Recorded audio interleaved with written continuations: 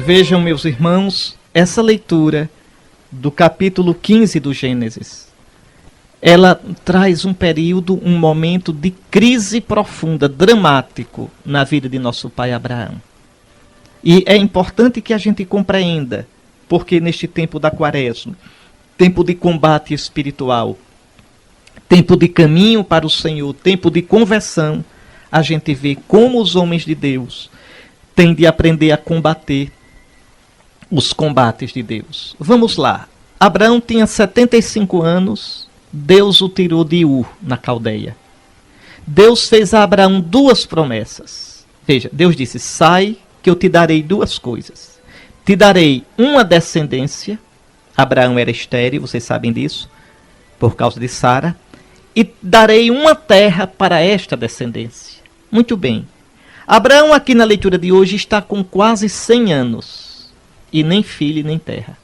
Vejam, Deus foi moendo, Deus foi provando Abraão quase 30 anos.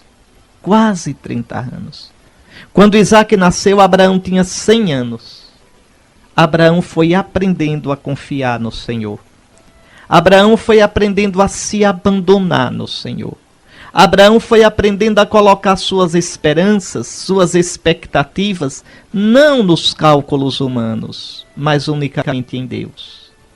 Este é o caminho da conversão. Este é o meu caminho. A nossa tentação é apoiar a vida na gente. É apoiar a vida na nossa lógica. Enquanto que Deus quer que seus fiéis saiam de si mesmos e se apoiem somente nele. Confiar no Senhor. Nós vivemos pela graça, pela força do Senhor. Então, na leitura de hoje, Abraão estava numa noite angustiado na sua tenda. Pode olhar antes do versículo 5. A nossa leitura hoje começa em Gênesis 15, 5. Olhe um pouquinho a parte do versículo 1. Abraão angustiado na tenda. E aí Deus diz assim, repare, Deus chega com aquela mansidão e diz, não temas, Abraão, eu sou teu escudo, tua recompensa será muito grande. Sim. E aí? Mas está com quase 30 anos e nada de filho.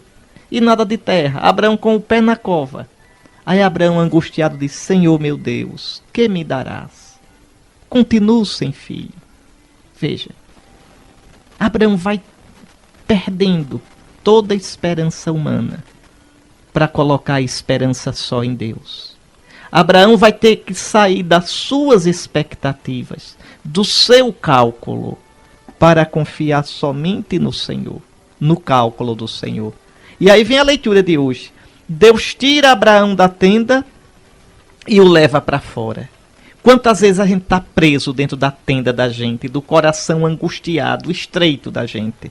Deus coloca Abraão para fora e diz, olha Abraão, olha para o céu Abraão, tão grande. Assim é a minha grandeza, Abraão. Confia em mim. Olha Abraão, com o meu olhar, não com o teu. Para o teu olhar está tudo perdido. Segundo o teu olhar, não há esperança. Olha com o meu olhar. Veja, é isso que Deus quer dizer a Abraão. Olha, Abraão, e conta as estrelas se fores capaz. Assim será a tua descendência. E o que é bonito é isso. Abraão mais uma vez acredita.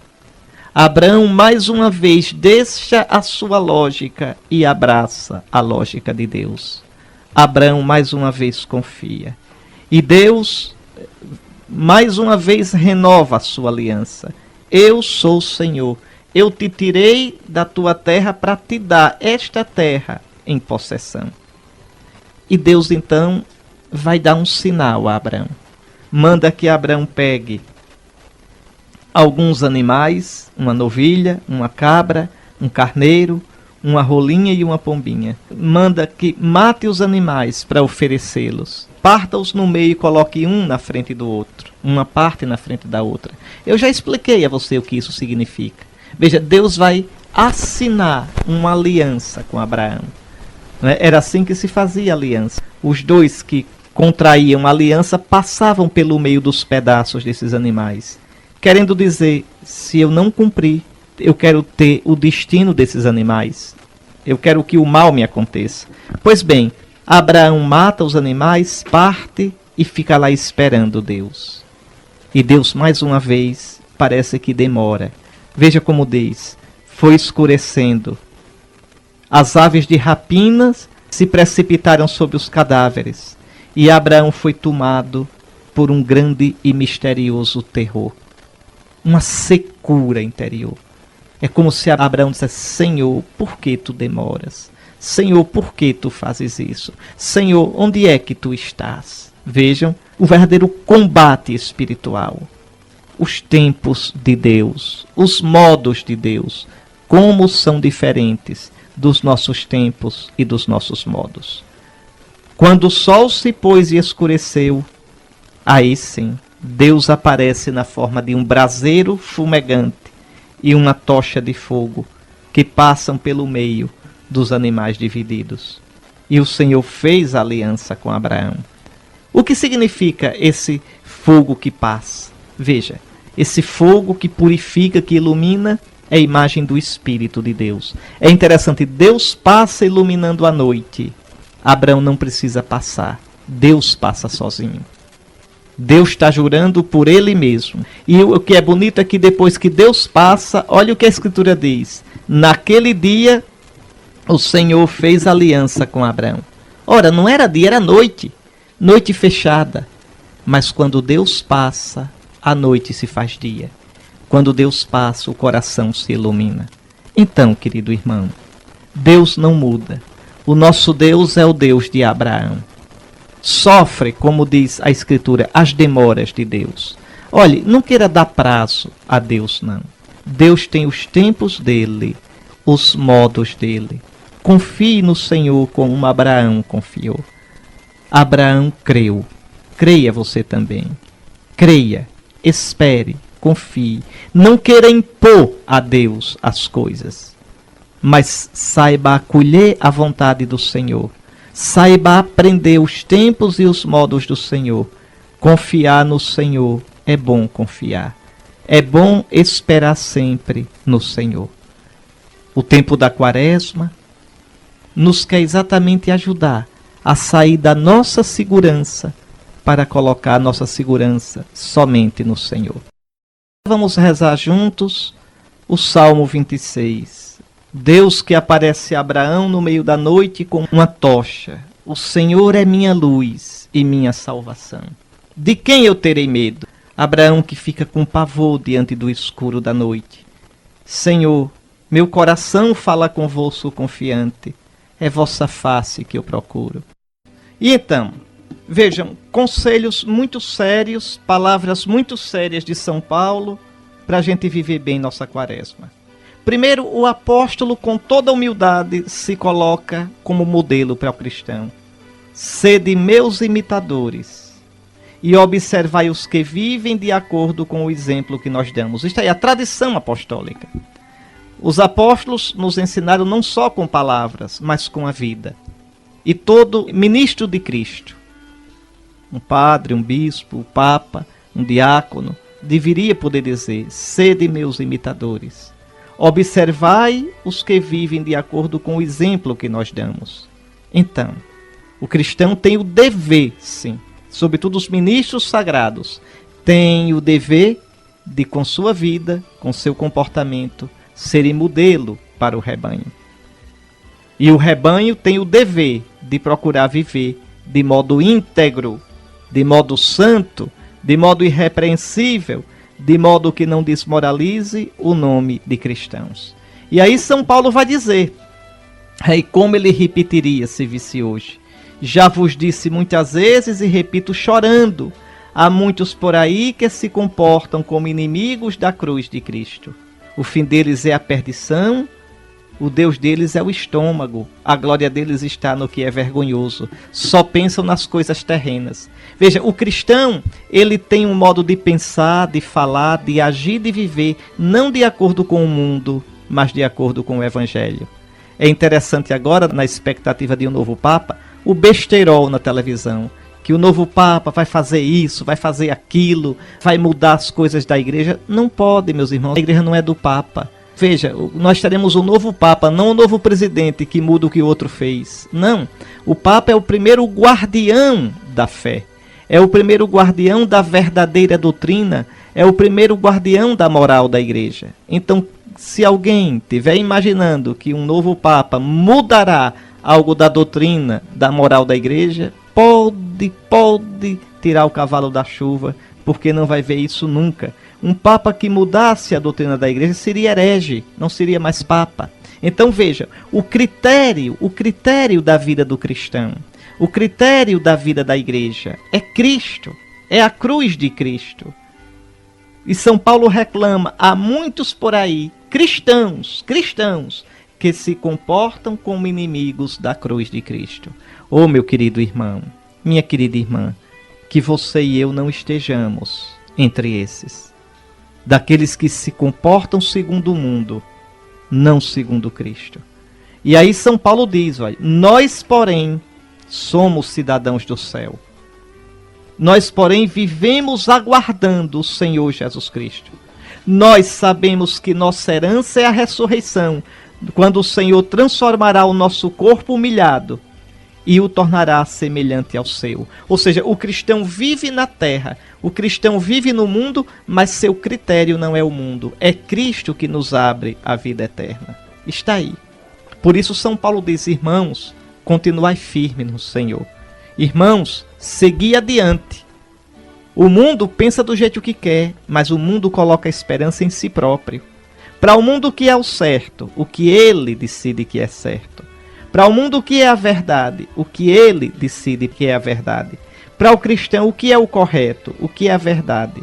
Aquilo que o Senhor no Evangelho, aquilo que o Senhor, como nós aprendemos da tradição apostólica, diz que é o certo, o justo, o bom e o verdadeiro. Mas, meus irmãos, para que nosso coração tenha o sentir do coração de Cristo, para que a nossa vida seja segundo Cristo, é uma luta. É preciso um processo contínuo de conversão. Eu, Dom Henrique, bispo, preciso me converter. Todos nós precisamos nos converter o tempo todo. Ou seja, todos nós precisamos voltar para Cristo. Continuamente tomar os modos de Cristo, os sentimentos de Cristo, o coração de Cristo. Ou a gente combate este combate, ou a gente cai na inimizade da cruz. A gente cai no modo de pensar do mundo, no modo de sentir do mundo, no modo de viver do mundo. Pense nisso, querido irmão. Pense nisso, querida irmã. Não sejamos inimigos da cruz de Cristo, mas como diz São Paulo, que eu não queira gloriar-me, a não ser na cruz de nosso Senhor Jesus Cristo. E não quis saber de outra coisa estando entre vós, a não ser de Jesus e Jesus crucificado. Meus irmãos, primeiro uma pergunta.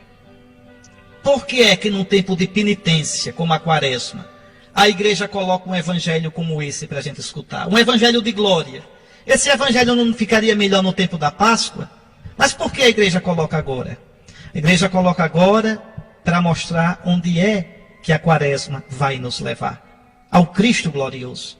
A igreja coloca agora para lembrar que se nós formos fiéis na penitência, nós participaremos da glória de Cristo. Como Moisés e Elias. Lembre que Moisés jejuou 40 dias no Monte Sinai, antes de receber as tábuas da lei.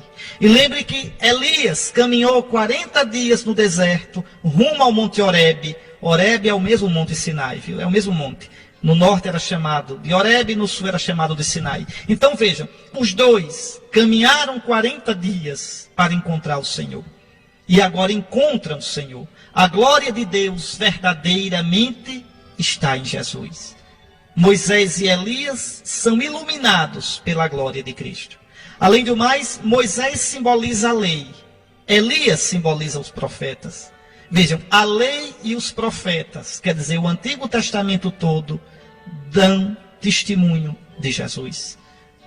A lei e Moisés aparecem ao lado de Jesus. A lei e os profetas estão falando do quê? Da morte de Cristo que iria se consumar em Jerusalém. Depois você olha o Evangelho de Lucas, no capítulo 24. No caminho de Emaús, Jesus explica àqueles dois, a Cleófas e ao amigo dele, tudo que sobre ele estava escrito na lei e nos profetas, em Moisés e em Elias. Veja, e o que estava escrito? Não é necessário que o Filho do Homem sofresse e assim entrasse na glória?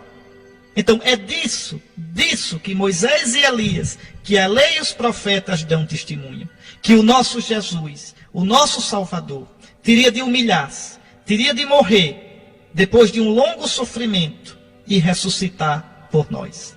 Mas aqui, esse evangelho hoje quer mostrar que sem caminhar no caminho do deserto da quaresma, sem fazer como Moisés fez, passar 40 dias de penitência lá no topo do Sinai, a gente não pode ver a glória de Cristo. São João da Cruz dizia, quem não ama a cruz de Cristo, não verá a glória de Cristo. A gente quer um cristianismo fácil. Lembre do que São Paulo disse na segunda leitura. Lembre do exemplo de Abraão, que vigia, que espanta os abutres que vêm comer a carne daqueles animais que ele cortou, que no meio da noite, no torpor, vigia à espera de Deus. Por isso a igreja coloca hoje esse evangelho aqui. Jesus toma consigo Pedro, João e Tiago e sobe a montanha. Para quê? Para rezar. Repare que só que coisa, que mistério. Jesus, que é Deus, o Filho eterno do Pai, rezou. E por que você não reza? Jesus sobe a montanha para rezar e passa muitas vezes a noite em oração. E você acha que pode servir a Deus sem rezar? Por que é que Jesus rezava, hein? Pense um pouco. Jesus rezava para buscar a vontade do Pai. Jesus é Deus e homem. Como Deus, ele tem uma vontade divina. E qual é a vontade divina de Jesus? A mesmíssima do Pai. Mas Jesus, como homem, tem uma vontade humana. E é preciso ir adequando, conformando a vontade humana dele com a vontade do Pai. Pai, não se faça a minha vontade, mas a tua. Jesus vai descobrindo, aos poucos, que vai morrer na cruz. Olha agora no monte. Olha agora com Moisés e Elias. Qual é a conversa? A morte dele em Jerusalém. E isso causava sofrimento para Jesus? Claro que causava. O que diz o capítulo 5 da carta aos Hebreus? Olhe lá. Que Jesus muitas vezes, com clamor e lágrimas, pediu ao Pai que o livrasse da morte. E embora fosse filho, aprendeu a obedecer pelo sofrimento. E onde foi que Jesus aprendeu a obedecer? Onde foi que Jesus foi aprendendo a dizer, Pai, faça-se a tua vontade e não a minha? Na oração. Jesus foi rezando. Jesus foi se adequando à vontade do Pai. E você só vai na sua vida fazer a vontade de Jesus se você rezar. Se eu não rezar, eu termino vendo as coisas do meu jeito, fazendo as coisas do meu jeito, reagindo do meu jeito. Somente quando a gente reza, a gente vai tendo os sentimentos de Cristo. Aquilo que São Paulo disse na segunda leitura. Sede meus imitadores. Por quê? Porque ele, sendo homem de oração, foi tendo os sentimentos de Cristo. A ponto de dizer, para mim viver é Cristo. Vivo, mas não eu. É Cristo que vive em mim. Então Jesus sobe ao monte para rezar. E veja, enquanto rezava, seu rosto mudou de aparência. Sua roupa ficou muito branca e brilhante. Jesus foi transfigurado em glória. Essa mesma coisa serve para a gente. Quando a gente reza, a gente dá espaço à glória de Deus na vida da gente. Quando a gente reza, a gente deixa que o Espírito Santo de Cristo nos vá transfigurando, nos vá dando os sentimentos de Jesus, as atitudes de Jesus. Bom, já expliquei o sentido de Moisés e Elias. Eles apareceram revestidos de glória e conversavam sobre a morte que Jesus iria sofrer em Jerusalém. E aí Pedro e os outros dois discípulos dizem, mestre, é bom estarmos aqui. Mas não, é bom estar ali. Vamos ver se eles vão dizer a mesma coisa na hora do Horto das Oliveiras. Ali eles vão dormir. Ali eles não vão fazer companhia a Jesus. É como a gente, né? É tão fácil participar da glória de Cristo. É tão difícil participar da paixão de Cristo, quando a paixão de Cristo bate à nossa porta. Um outro detalhe bonito é que a nuvem envolve Jesus essa nuvem, sinal da glória de Deus, da Shekinah de Deus, da sua glória, da sua presença. Essa nuvem é símbolo do Espírito Santo. Então o Espírito envolve Jesus, glorificando, é o que vai fazer de modo definitivo na ressurreição. E de dentro da nuvem sai a voz do Pai: este é o meu Filho, escutai o que ele diz.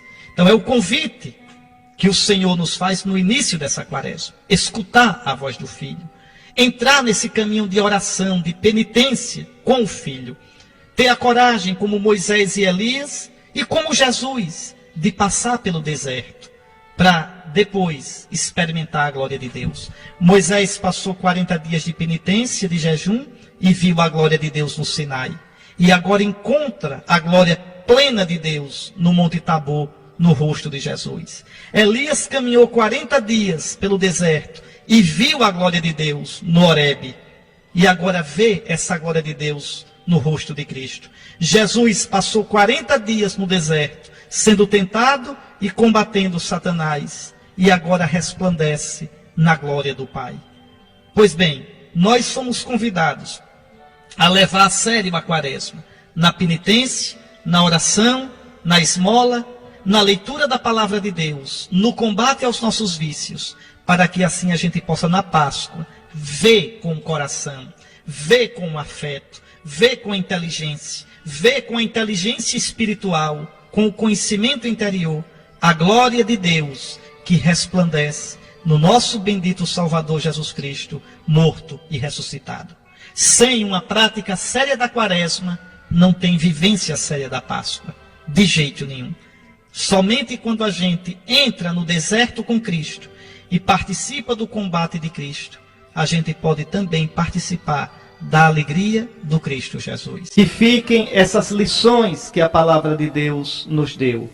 Que nós guardemos de verdade aquilo que o Senhor nos falou pela sua palavra. E olhe, aproveite bem o tempo da quaresma. Tem um hino da liturgia que é muito bonito sobre esse tempo, que diz assim, veja só que coisa: a lei e os profetas dantes cumpriram igual preceito. Qual preceito? O preceito de jejuar, de fazer penitência 40 dias. Porque o hino diz assim, olha: seguindo o preceito místico, guardemos a abstinência. Comer menos na quaresma, tirar uma merenda, tirar uma sobremesa, tirar um suco, tirar algo da comida. Guardemos a abstinência durante os 40 dias votados à penitência. Aí a estrofe: a lei e os profetas dantes cumpriram igual preceito. Moisés jejuou 40 dias e 40 noites para receber a lei. Elias, lembre, lá no caminhando 40 dias e 40 noites até o Horebe. Mas olha, então, a lei e os profetas dantes cumpriram igual preceito, mas Cristo no seu deserto viveu o jejum perfeito. Cristo é o nosso modelo. No Evangelho eu expliquei para vocês, vejam, Moisés, a lei, Elias, os profetas, no Tabor com Jesus. Tanto Elias quanto Moisés tiveram a quaresma. Olha as dicas que o hino dá. Escute: usemos de modo sóbrio da fala, bebida e pão, do sono e do riso, e atentos, peçamos a Deus perdão. Então é tempo de usar de modo mais sóbrio a fala, o riso, o sono, a bebida, a comida. Então é um tempo de nos resguardar, é um tempo de guardar o coração para o Senhor. Fujamos do mal oculto que os laços do amor desfaz. À voz do tirano astuto não demos lugar jamais. Está aí. O Senhor esteja convosco. Abençoe-vos o Deus Todo-Poderoso, Pai, Filho e Espírito Santo. Bom domingo, boa semana na graça de Deus e até domingo que vem, se Deus quiser.